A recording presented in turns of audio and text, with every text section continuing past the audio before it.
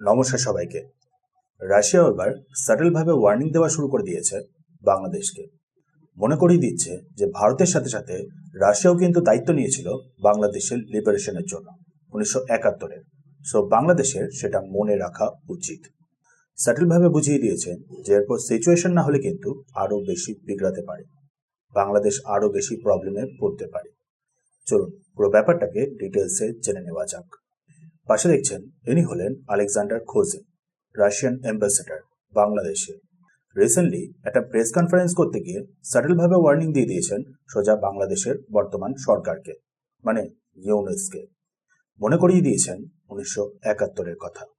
রাশিয়াও কিন্তু ভারতের মতন করেই প্রচুর পরিমাণে হেল্প করেছিল বাংলাদেশকে লিবারেট করতে। অ্যাকচুয়ালি 1971-এর যুদ্ধটা যখন শুরু হয়েছিল তার জাস্ট আগেই ভারত আর রাশিয়া মিলে একটা ডিফেন্স ট্রিটি সাইন করে নিয়েছিল। মানে একটা দেশের উপরে আক্রমণ হলে অন্য দেশ এগিয়ে আসবে তাকে ডিফেন্ড করার জন্য। যার ফলে প্রথমেই চীন ইনডাইরেক্টলি ব্যাপারটাতে ইনভলভ থাকলেও ডাইরেক্টলি এগিয়ে আসতে পারে না, পাকিস্তানের সাপোর্টে ডাইরেক্টলি আসতে পারে না। দেন তারপর আবার চীন আর ইউএস মিলে ইউএনএ 3টে পরপর রেজলিউশন পাস করার চেষ্টা করেছিল ভারত যাতে ট্রুপসগুলোকে ইস্ট পাকিস্তান থেকে উইথড্র করে নেয়। কিন্তু সেই সবকটা রেজলিউশনকেই রাশিয়া বা তখনকার ইউএসএসআর ভিটো করে পুরোপুরি আটকে দিয়েছিল। আমাদের ভারত যার ফলে নিজেদের কাজটাকে কন্টিনিউ রাখতে পারে, যার ফলে আলটিমেটলি গিয়ে বাংলাদেশের জন্ম হয়। মানে বুঝতেই পারছেন, ভারত আর রাশিয়ার মধ্যে যদি ডিফেন্স প্যাক্টটা না থাকতো তাহলে চীন সেখানে ইনভলভ হওয়ার চান্স থাকতো। সেক্ষেত্রে ভারতের জেতার চান্সটা আরও অনেকটা বেশি কমে যেত।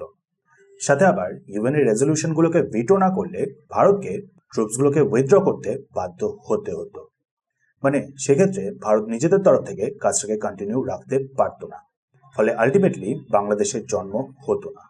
মানে এটুকুতেই বুঝতে পারছেন কতটা ইম্পর্টেন্ট পার্ট প্লে করেছিল রাশিয়া। নেক্সট আরও একটা ব্যাপার হলো, আপনারা সবাই শুনেছেন যে ভারত আর পাকিস্তানের মধ্যে যুদ্ধটার সময় ইউএস নিজেদের 7th ফ্লিট পাঠিয়ে দিয়েছিল বঙ্গোপসাগরে। ইউকেও যার সাথে ইনভলভ ছিল।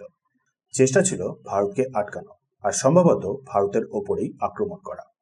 কিন্তু ভারত আর রাশিয়ার মধ্যে সাইন হয়ে থাকা ডিফেন্স প্যাক্টটার কারণে রাশিয়া পাঠিয়ে দিয়েছিল নিজেদের নিউক্লিয়ার সাবমেরিন আর কিছু আবার ডেস্ট্রয়ার, ক্রুজার। যতক্ষণ ধরে আমাদের ভারত বঙ্গোপসাগরে নেভেল ব্লকেট করে রেখেছিল, ঠিক ততক্ষণ ধরেই ইউএসএসআর ইন্ডিয়ান ওশানে নিজেদের প্রেজেন্সটাকে বজায় রেখেছিল, ইউএস আর ইউকে মিলে যাতে ভারতের এগেনস্টে কিছু করতে না পারে। যার ফলে আলটিমেটলি ইউএস বলুন বা ইউকে পিছিয়ে যেতে বাধ্য হয় ভারতের, যার ফলে গিয়ে আলটিমেটলি জয় হয় আর জন্ম নেয় বাংলাদেশ। ভাবুন রাশিয়া কিভাবে ইনভলভ ছিল বাংলাদেশের জন্মের ব্যাপারটা নিয়ে আর ভারতের জয়ের ব্যাপারটা নিয়ে, যার জন্য আমরা ভারতীয়রা এখনো পর্যন্ত রাশিয়ার প্রতি থ্যাঙ্কফুল। আর এখনো যার ফলে রাশিয়াকে আমরা সব থেকে ক্লোজ অ্যালাই হিসাবে মনে করি।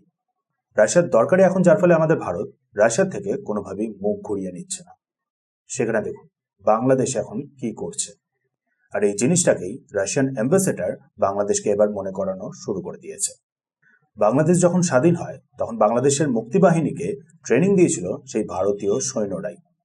প্রায় 4000 জন মতন ভারতীয় সৈন্য বাংলাদেশকে স্বাধীন করতে গিয়ে টোটাল প্রাণ হারিয়েছিল, আর প্রায় 10,000 জন মতন টোটাল আহত হয়েছিল। প্রায় 1 কোটি মতন বাংলাদেশি মানুষ তখন ভারতে এসে আশ্রয় নিয়েছিল। যে সময় ভারত উল্টে নিজেই প্রবলেমে থাকা সত্ত্বেও সেই সবারই ভালো মতন করে দায়িত্ব নিয়েছিল। ভারত নিজেই ইকোনমিক দিক থেকে সেই সময় বেশ অনেক রকমের চ্যালেঞ্জেস ফেস করছিল, বাট তবুও বাংলাদেশি মানুষদের দায়িত্ব ভারত নিয়েছিল। ফুড, শেল্টার, সবকিছু। আমাদের ভারতীয়রা সবকিছুতেই এক্সট্রা করে ট্যাক্স পে করেছিল যাতে সেই বাংলাদেশিদের ঠিক মতন করে রাখা যায়। সাথে বাংলাদেশের জন্মের পর বাংলাদেশকে আবার পুনরায় রিবিল্ড করতেও সেই অর্থগুলো বিভিন্নভাবে আবার কাজে এসেছিল। বাস টিকিট বলুন বা সেলস ট্যাক্স বা এন্টারটেনমেন্ট ট্যাক্স বা স্ট্যাম্প ডিউটি বা রোড ট্যাক্স বা সিনেমা টিকিটস, সবকিছুতেই আমাদের ভারতীয়রা বেশি বেশি করে ট্যাক্স পে করেছিল যাতে বাংলাদেশকে পুনরায় আবার গড়ে তোলা যায়। মানে ভারতের সরকারের সাথে সাথে ভারতের সাধারণ মানুষরাও প্রচুর পরিমাণে হেল্প করেছিল বাংলাদেশকে, বাংলাদেশের সাধারণ মানুষদের। সেখানে দেখুন এখন বাংলাদেশের কি অবস্থা। সবকিছু বলে এখন বাংলাদেশ পুরোপুরি ভারতের বিরুদ্ধে। সো রাশিয়ান অ্যাম্বাসেডর বাংলাদেশকে সাটেলভাবে ওয়ার্নিং দিয়ে দিয়েছেন, ইনডাইরেক্টলি বোঝানোর চেষ্টা করেছেন যে এরপরে কিন্তু পরিস্থিতি আরো খারাপ হবে। সেক্ষেত্রে কিন্তু ভারত আর রাশিয়া মিলে আবার করে স্টেপ নিতে বাধ্য হবে। এবার দেখা যাক বাংলাদেশের ইন্টারিম সরকারের মধ্যে কোনো অ্যাকচুয়াল সেন্স প্রিভেল করে কিনা।